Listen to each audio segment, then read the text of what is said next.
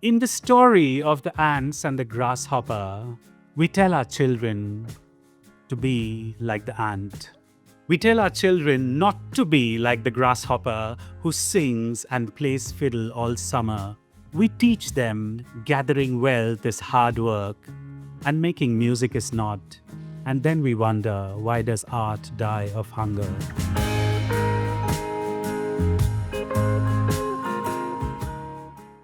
My poetry is about the pebbles on the surface of the riverbed, endangered birds, hornbill, the beaks of those we are last to wear on our hats, the songs of those we'll be the last to hear.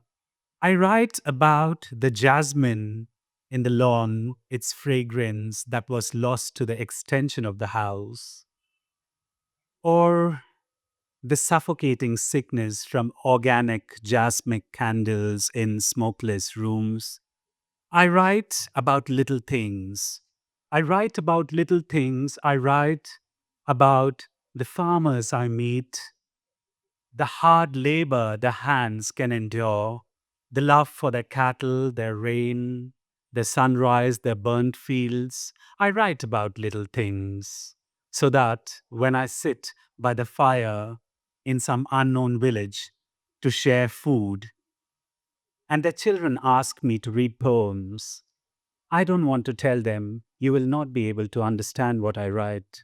So that also kind of marks this poem that it's my the accessibility I want to bring in my poems is the resistance towards the whole complexity, because I don't believe poetry should be in bookshelves. I believe poetry should be with the people because we have a history. Our country has a history where fishermen have had poetry, boatmen have had poetry, woodcutters have had poetry. So there's no way that we are decolonizing it and putting it back to people. And thanks to Spoken for that, probably. And also the power of art. Let's say this poem artist. I always think, and my friends as well, that who are present here, like Sangha, is like, what was this poem? And this poem traveled. It was written during COVID, and it talks about artists when artists were called non-essential during COVID. And this poem was quoted in the South African Parliament budget speech. It was across many countries performed, and it's still performed in Finland by Finnish choir groups. And it humbles me to think that poetry could do so much. This poem is titled Artist. Artist. I don't mind being the non essential. Even a child takes its mother for granted. It does not run back to its mother until it is hurt. Nobody.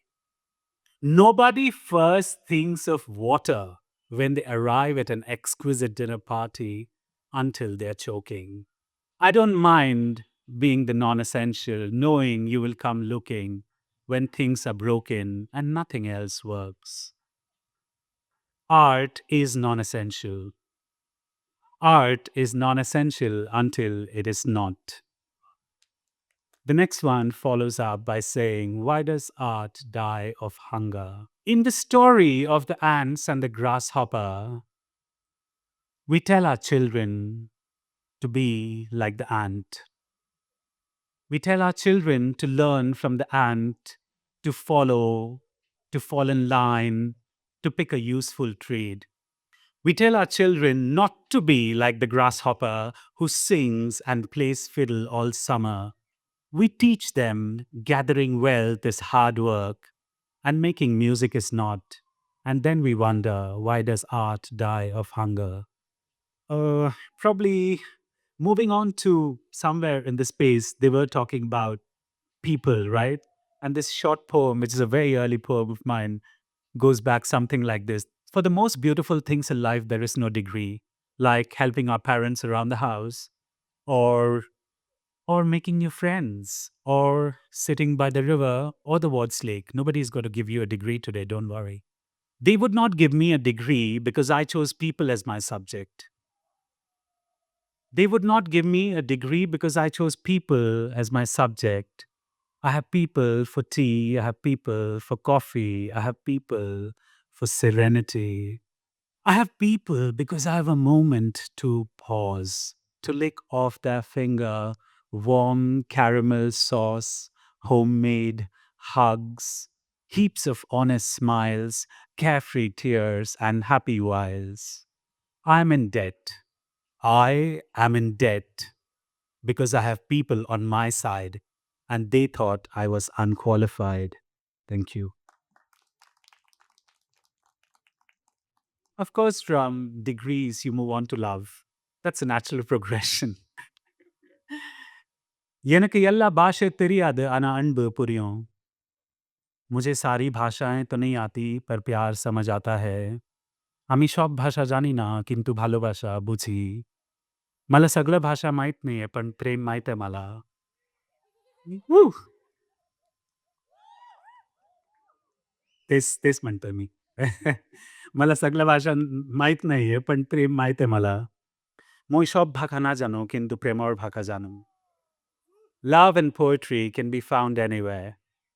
It can be found in Kabir's Dohas, Namdev and Tukaram's Abhangs, Tiruvalluvar's Tirukurals, or the Baul Geet of Bengal, in the Bhatiali songs of Assam, in the dreamlike evening of Watts Lake. Love sticks out like the tongue of a Kali. Love sticks out like the tongue of a Kali, suckles like a baby on its mother's breast, trickles like raindrops from tendrils, rolls down like beads of sweat while love making, drives at 200 miles per hour without a seatbelt, and faints at nothing. Love and poetry faint at nothing. Love and poetry are fearless. Lost in verse and vanity, lost in verse and vanity, we presume our identities. I thought you were a magician. You thought I was a poet. We could never really tell the difference. Love was the only certainty. I don't believe in holy places, yet every night I set out on a pilgrimage, on a train of kisses from your forehead to your toes. Let's have ghettos. Let's have ghettos, ghettos of love, falling onto each other, little universes of love, running around, playing with love. Let love reign. Let love reign. Let little loves jump in puddles and splash water on passerby loves. Let us build, reside, and commute in love. Let love earn love, beg, barter, brood love. Let love make love to love. Let love procreate love. Let love consume love. Let love be stored, crammed, leaking, and oozing. We have seen, read, heard, and experienced so little love. We have seen, heard, read, and experienced so little love that even the word love appearing so many times in a poem can make us nauseate. Let's hold each other closer. Let's hold each other closer, unlearn and learn love. And when we know what love is, let love be love. Thank you. That's about it, but I wouldn't mind getting into a very short poem in the end and leaving you with that probably, because in the end, we all have to go home. So this poem is called Probably Home. This poem has an epigram of Nida Fazli. It's called Lesson. दुनिया जिसे कहते हैं जादू का खिलौना है मिल जाए तो मिट्टी है खो जाए तो सोना है Life in big cities is carcinogenic, inherently xenophobic. Make it big, make it large, outsmart, outlive, outrun. When I moved from Delhi to Agartala, I knew I had nothing. Nothing big, nothing important. Only a person who loves me. And at times, that is all you want. Nobody. Nobody, a gush of wind to rattle your window. a young mango tree to be taken care of, a petty rose shrub to be pruned, afternoon tea to be prepared, curtains to be opened. An old wooden table to be painted, a room to be cleaned, books to be shelved, a blanket to be warmed, food to be shared, a poem to be read. At time, that is all life asks for. Thank you. I don't have to see and read it, but at times it becomes a habit with people who are not into too much spoken, right? This poem is very two lines and it goes going home. Going home. If I'm told to go big or go home, I'll choose home. Is there an end to how big you can go? Why do they make it sound like going home is losing? If you have found a home, you have already won. Thank you.